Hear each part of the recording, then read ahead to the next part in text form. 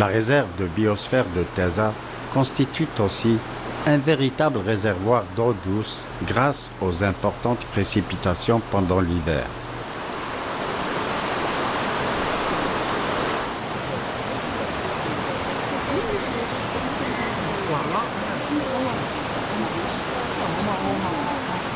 Les forestiers locaux s'interrogent sur les moyens adéquats pour préserver ce milieu naturel vulnérabilisé par de nombreuses pressions anthropiques.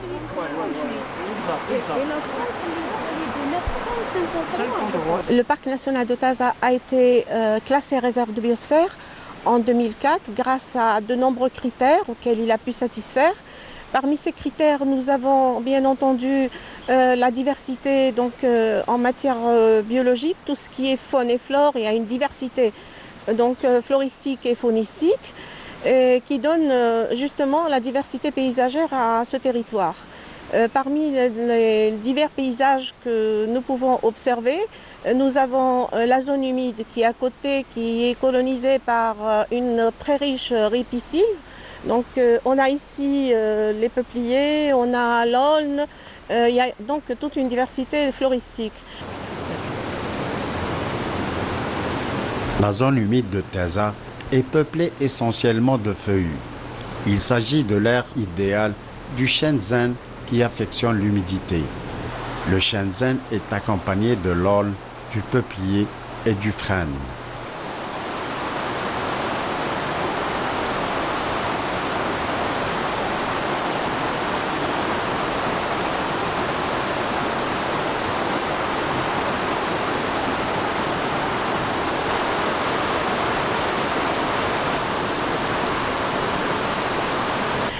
Parmi les paysages, nous avons également le côté montagne. Il y a la haute montagne qui est colonisée par particulièrement le chêne zen.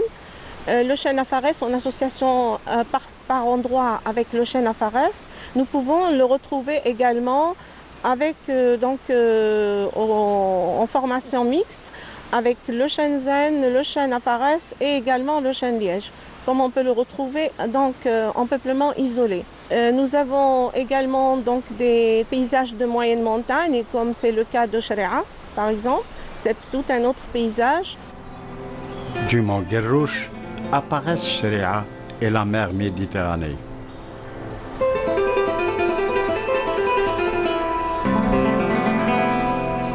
Le paysage côtier qui a une diversité en matière de sites, plus particulièrement le système karstique qui est très présent, qui donne aussi cette particularité au parc national de Taza, à la réserve de biosphère. C'est ce qui donne un peu la dimension en matière de développement futur et actuel et futur de l'écotourisme, donc des potentialités écotouristiques très très riches. En fait, il y a une étude en cours qui va permettre de créer un autre parc national, c'est le parc national de Babort à Babort. Et puis, il y a eu, de par le passé, le parc national de Taza qui a fait une étude également pour l'extension dans la partie terrestre. Cette extension va jusqu'à la limite de Eregen, donc c'est la limite entre pratiquement la wilaya de Sétif et Djidjel. Et donc l'étude a été faite qui a donné de bons résultats en matière ça a permis au parc de connaître une diversité aussi floristique, paysagère. La zone humide d'Eragen. Dans l'étude qui a été faite, Selma est totalement à l'intérieur du parc national de Taza. Sachant qu'actuellement, le parc national, les 3807 hectares de superficie de son territoire, intègre 50% du parc relève de la commune de Selma Ben Ziada.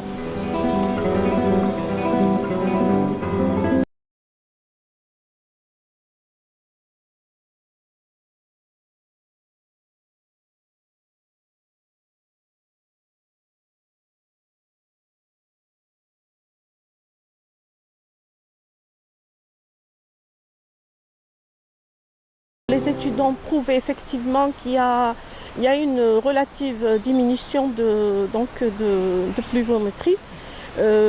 Auparavant, c'était une wilaya qui était très arrosée, jusqu'à ce jour, mais il y a une diminution sensible.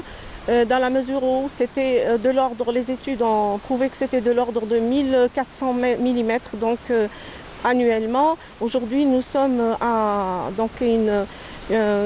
peu près 1200, ça varie, ça fluctue entre 1000 et 1200 mm par année. Il y a des années exceptionnelles où la pluviométrie est importante.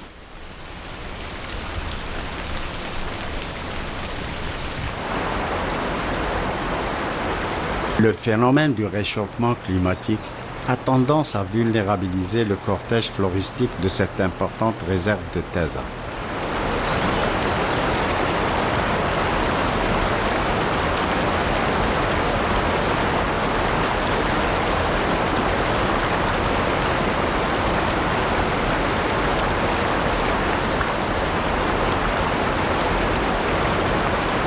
La diminution des pluies enregistrées ces derniers temps a porté atteinte à la croissance de la riche flore existante.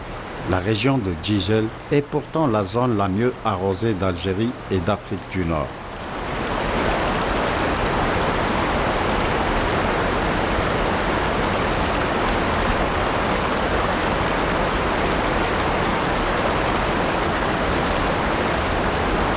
Il y a une très bonne reprise de végétation, que ce soit au niveau du Shenzhen, au niveau donc du Liège, etc. Donc il y a une relative bonne reprise de régénération. Sauf que bon, c'est sûr qu'il y a des animaux qui sont là et qu'il arrive qu'il y a les animaux d'un côté, il y a la surfréquentation notamment sur le côté littoral, donc côtier. Là, il y a un piétinement qui se manifeste par le tassement de l'herbe. Je veux dire que la régénération, il n'y aura pas une peut-être très bonne reprise de régénération au niveau côtier, certainement à cause de la surfréquentation. Mais à l'intérieur du parc, nous avons une très bonne reprise. De la zone humide de Kissir apparaissent les massifs boisés de Bni Afer et Gerrouch.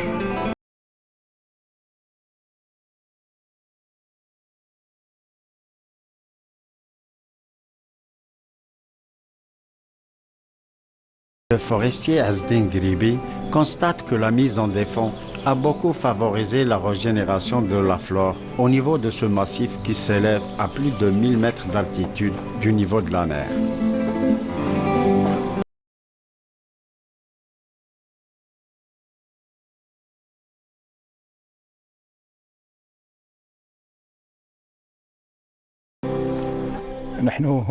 On est en pleine forêt de Gerrouch. Cette forêt renferme un riche et varié cortège floristique. Il existe une chênaie pure d'Afarès, une zénée pure et une forêt mixte de Shenzhen et d'Afarès.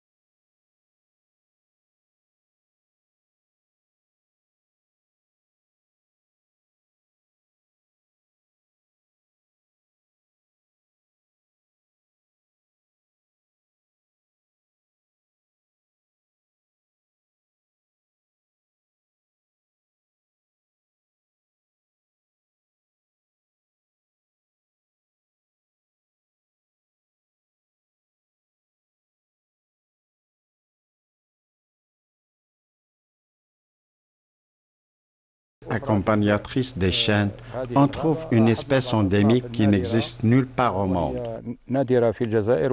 Gerrouch est son unique habitat. Son nom scientifique est Lymakia cuisiniana.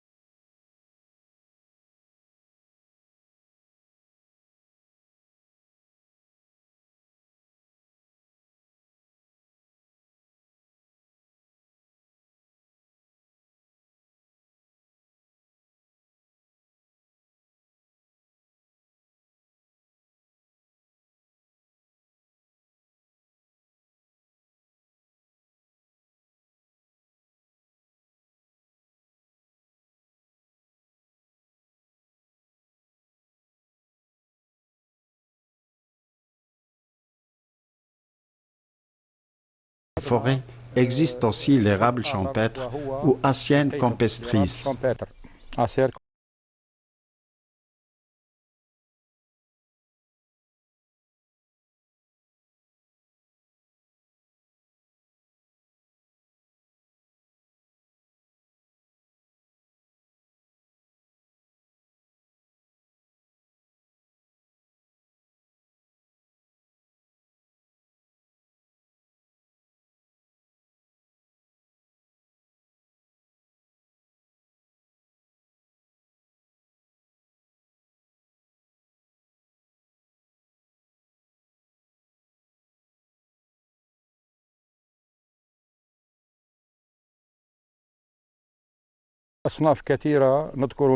Il y a une foule de sous-bois à l'exemple du pistachier, du myrte, de l'origan, de l'arbousier, de la Violia odorata, la bruyère, le 10, ainsi que la cytise qui est une plante médicinale évoluant au Guerrouche.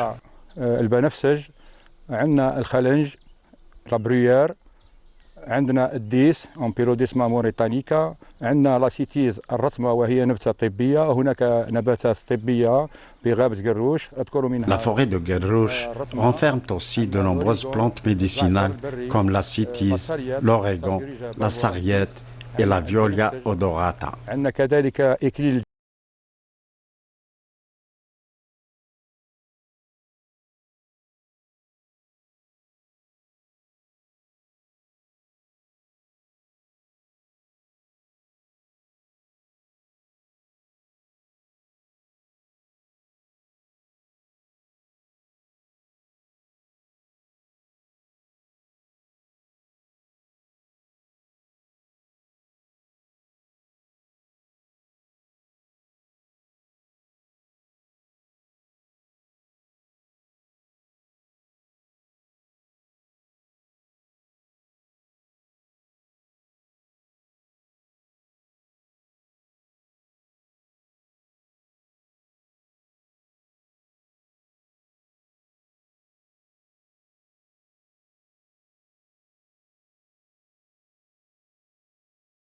La régénération dans les massifs de Guerrouche est prometteuse.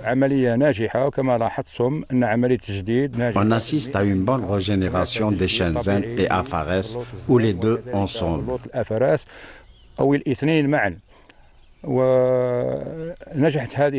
Cette régénération est due à l'interdiction du pâturage et à la mise en défense.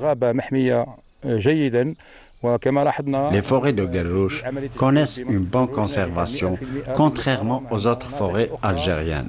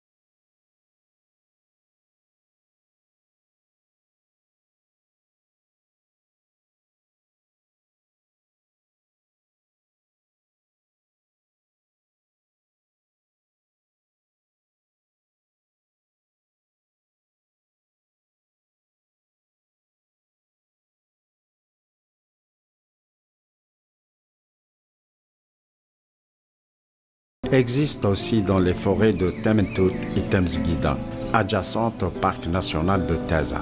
Ces 4 sites sont situés à moins de 30 km l'un de l'autre.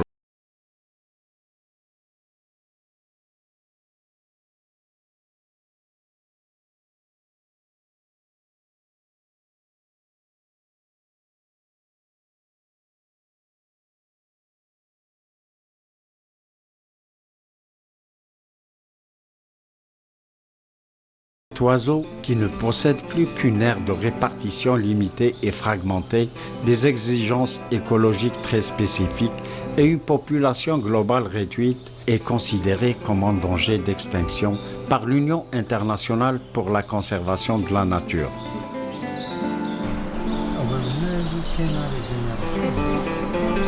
Les risques d'incendie, le déboisement illégal et le surpâturage affectent l'habitat de la citelle. Il s'agit aussi des facteurs susceptibles de rendre difficile la régénération en appauvrissant les sous-bois.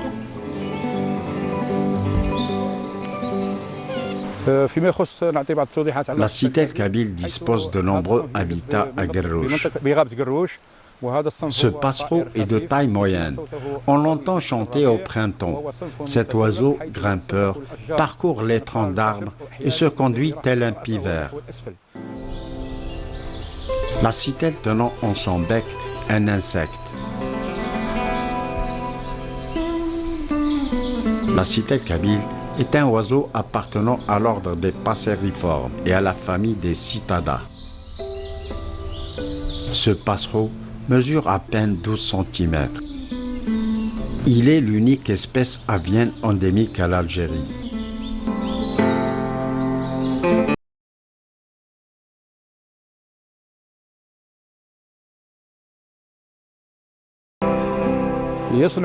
La citelle aménage son nid dans des cavités de troncs morts de 6 mètres d'auteur et 15 cm de profondeur.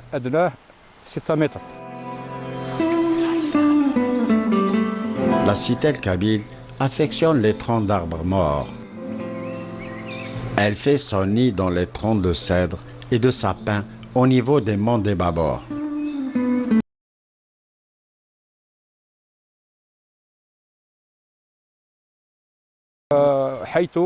La citelle construit son nid dans des troncs de chêne liège, chêne zen, afares ou tamarix.